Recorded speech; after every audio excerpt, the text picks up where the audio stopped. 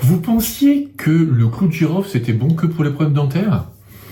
Eh bien, détrompez-vous, parce qu'à l'intérieur de ce petit clou de girofle, il y a une petite huile essentielle d'une redoutable efficacité. C'est un véritable ninja aromatique. Elle est à peu près partout, elle défonce tout, mais vous allez le voir que il faut bien s'en méfier quand même. C'est la force tranquille, ou presque. Parce que dites-vous bien qu'il faudra la manier avec le plus grand des respects. Coucou tout le monde, comment ça va bien? Bienvenue sur Phyto-Oasis, c'est Laurent.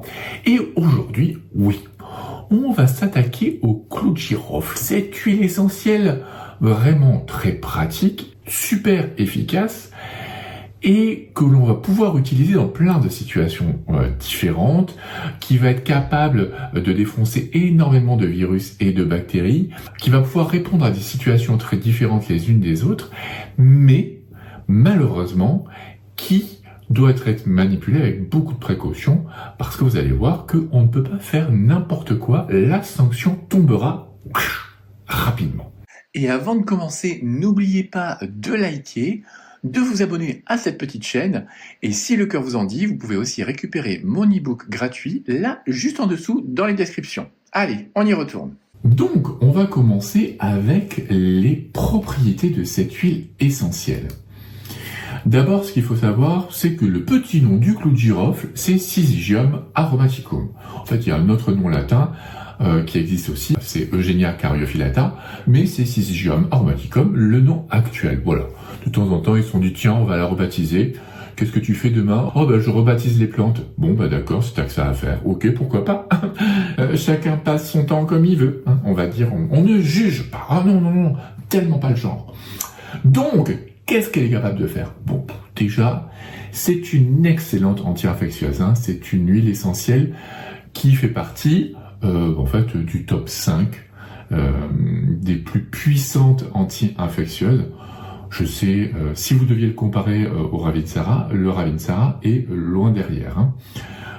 Donc c'est une excellente antivirale, c'est une excellente antibactérienne, je l'ai pas écrit, mais c'est une excellente antifongique aussi. Elle va être capable de vous défoncer du staphylocoque, de l'Escherichia coli ou encore facilement du Candida albicans. Donc non, on déconne pas. Et il y a encore une bactérie que le clou de girofle déglingue très très bien. C'est Porphyromonas gingivalis, à savoir une bactérie que vous avez dans la bouche et qui est responsable de la plaque dentaire, du film dentaire, en fait du décollement gingival, on va dire. C'est aussi une immunostimulante, de façon générale, on va le voir, c'est une excellente stimulante de la vie. Elle est très bien comme antioxydante, elle est antalgique, elle est anesthésiante, donc vraiment une très bonne gestion de la douleur. C'est une anesthésiante locale, c'est pour ça qu'on l'utilise beaucoup en dentisterie, à travers la molécule phare du giroflier, à savoir le génol. C'est une excellente tonique générale, vous allez péter le feu avec cette huile essentielle. Vraiment, quand vous avez une fatigue, quand vous êtes crevé, quand vous êtes malade, elle vous remet debout. C'est une stimulante nerveuse. Et au niveau digestif, elle est aussi très très bien, notamment parce qu'elle est spasmolytique. Donc, oui, si vous avez des douleurs, vous avez des ballonnements, mais surtout plus, vraiment des gros problèmes digestifs, si vous avez une tourista, que vous êtes à l'étranger, oui, le clou de girofle est une très bonne solution. Vous lui serez très redevable dans ces cas-là, parce que vous pourrez lui dire merci. Effectivement, comme on l'a dit, pour tout ce qui est douleur dentaire, les abcès dentaires, les aftes, les caries, elle va faire un grand bien, elle va assainir la cavité bucco-dentaire. Et puis bien sûr, dès que vous tombez malade, quand on aura des grosses pathologies, une bonne grosse grippe, comme on le verra tout à l'heure, oui, on pourra utiliser le clou de girofle. Comme vous voyez, vous en sentez pas avec les autres huiles essentielles. Mais il faut bien que vous reteniez que c'est une huile essentielle qu'on va essayer de préserver. C'est pas celle vers laquelle on va se jeter en premier. C'est quand les autres ne marchent pas qu'on va essayer celle-là. Maintenant, on va pouvoir regarder comment l'utiliser, de quelle façon on va pouvoir l'utiliser, parce que vous allez voir que non, on ne peut pas tout faire malheureusement avec cette huile essentielle, et ne serait-ce que de renifler l'huile essentielle de clou de girofle, ben vous sentez effectivement cette force tranquille, cette puissance sous-jacente, parce que dès que vous la sentez, ça sent bon, c'est chaud, mais ça picote, c'est pas, vous sentez que il y a une espèce de vitalité derrière et que vous pouvez vous prendre une grande claque à tout moment. Et ben voilà, il faut vraiment avoir ça en tête que oui, quand on l'utilise, il y a toujours la petite claque, la petite raha qui arrive à tout moment. Oui, si ça ne va pas, si tu fais n'importe quoi, tu te la manges dans la tronche direct. Ouais. Et ça fait mal, ça fait mal. Ça pique.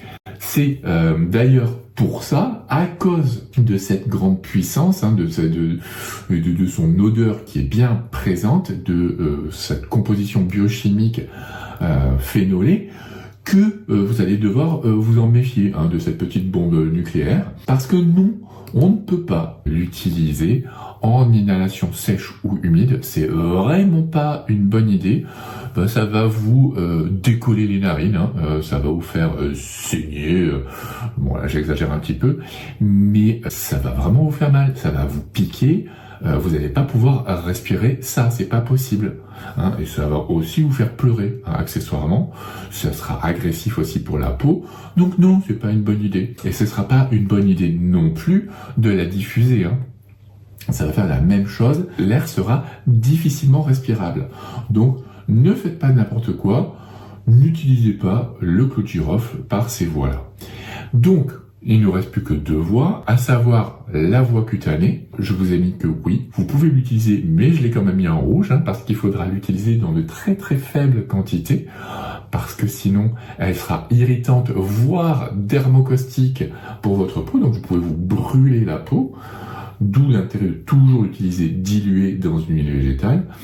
Et vous pouvez aussi l'utiliser par voie orale, mais encore une fois, c'est rouge, donc il faut que vous fassiez très attention, parce qu'il y a de grandes précautions à prendre, parce que là encore, ça sera agressif pour vos muqueuses, ça pourra vous faire mal au tube digestif, provoquer des crampes d'estomac, voire des ulcères si vous faites n'importe quoi. Donc oui, vous pouvez considérer que je vous fais peur, mais c'est pas de façon exagérée, c'est juste pour que vous en preniez conscience, parce que j'ai vu bien des conneries et évitables avec les huiles essentielles et le clou de girofle ou le thymol, enfin toutes les huiles essentielles phénolées en particulier.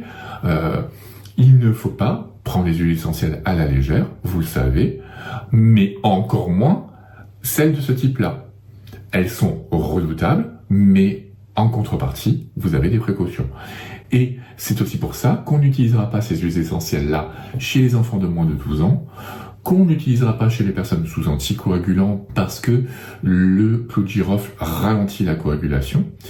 On ne l'utilisera pas chez la femme enceinte ni chez la femme allaitante, jamais de la vie, et pas non plus si vous avez des troubles hépatiques. Donc maintenant, on va voir ce qu'on peut en faire et comment l'utiliser. Je vous ai quand même mis une petite synergie pour que vous ayez une idée de comment faire. Donc là, ça va être, comme je vous ai dit, ça sera une synergie que vous allez utiliser quand vous avez une bonne grosse grippe, une gastro-entérite, voire le Covid. C'est pour ça que je vous ai mis cette petite chauve-souris, parce que maintenant que le Covid s'appelle Frankenstein, j'avais pas de Frankenstein à vous mettre, donc Frankenstein monstre, Halloween, chauve-souris. Voilà, comme ça vous savez tout. Donc, si vous êtes cloué au lit, que vous en pouvez plus, que vous en sortez pas, que vous avez de la température, que vous toussez comme un possédé, que votre nez coule, c'est pire que le Niagara. Voilà, c'est pour ça que vous avez cette charmante petite boîte de Kleenex aussi. Oui, là, vous pourrez faire cette synergie à condition d'avoir bien pris en compte les précautions que je viens de vous raconter. Et donc, à ce moment-là, vous mettrez dans votre petit flacon de 10 ml, vous mettrez 5 gouttes de clou de girofle, avec du Ravinsara 20 gouttes et de l'épinette noire 15 gouttes. Comme ça, là, vous avez une synergie qui est fortement immunostimulante, fortement antivirale, antibactérienne, et qui va vous permettre d'expectorer les mucosités, de les fluidifier, d'avoir un côté anti-inflammatoire, antalgique au niveau respiratoire comme digestif, et en plus quelque chose de tonifiant, qui va essayer de vous remettre sur pied. Une fois que vous avez mis toutes ces petites gouttes dans votre flacon, vous remplissez de l'huile végétale de votre choix et ensuite vous appliquez 20 gouttes de ce mélange 3 à 4 fois par jour sur le thorax ou dans le dos pendant 5 jours. On en arrive à la voie orale. Alors, je ne suis pas fan de la voie orale, surtout là sur YouTube, où je ne sais pas forcément à qui je m'adresse. Donc c'est pour ça que je prends toujours de grandes pincettes sur YouTube. Mais comme je sais que vous allez quand même le prendre par voie orale, eh ben, je préfère vous dire vraiment comment faire, plutôt que vous fassiez n'importe quoi et que vous blessiez. Donc, à ce moment-là, vous prenez une petite cuillère dans laquelle vous mettez de l'huile végétale. Et j'insiste sur l'huile végétale. Ne venez pas me parler de miel, de mie de pain ou de l'eau, encore plus pire, ou même encore de votre comprimé neutre. Ça ne va pas vous protéger. Ça va vous faire croire que ça passe à peu près, mais très rapidement, vous allez sentir que ça va chauffer. Alors que dans une huile végétale, ça sera bien plus dilué et donc même si vous allez sentir le goût costaud du giroflier et effectivement de toute la puissance qu'il emporte avec lui, eh ben vous aurez beaucoup moins de risques. Donc dans cette petite cuillère d'huile végétale, vous allez rajouter une seule goutte de giroflier et vous rajoutez une goutte de citron. Et ça, vous le faites 3 fois par jour pendant 5 jours. 3 fois par jour, max, pendant 5 jours, max. Donc j'espère que c'est bien clair entre vous et moi, parce que j'estime que je vous aurai assez prévenu. Donc s'il y en a qui ont la ref, c'est très bien. Donc voilà, le clou de girofle, c'est un petit peu un des piments de l'aromathérapie. Comme je vous dis, le ninja, je ne rigolais pas. Donc c'est vraiment une huile essentielle à respecter. Une huile essentielle d'autorité, une huile essentielle très puissante qui soulage, qui stimule, qui désinfecte, mais gare à l'excès. Ok ? C'est vraiment un concentré de feu et d'énergie. Donc voilà, dites-moi dans les commentaires si vous avez déjà utilisé cette huile essentielle, si maintenant vous comprenez mieux pourquoi il faut faire attention à cette huile essentielle.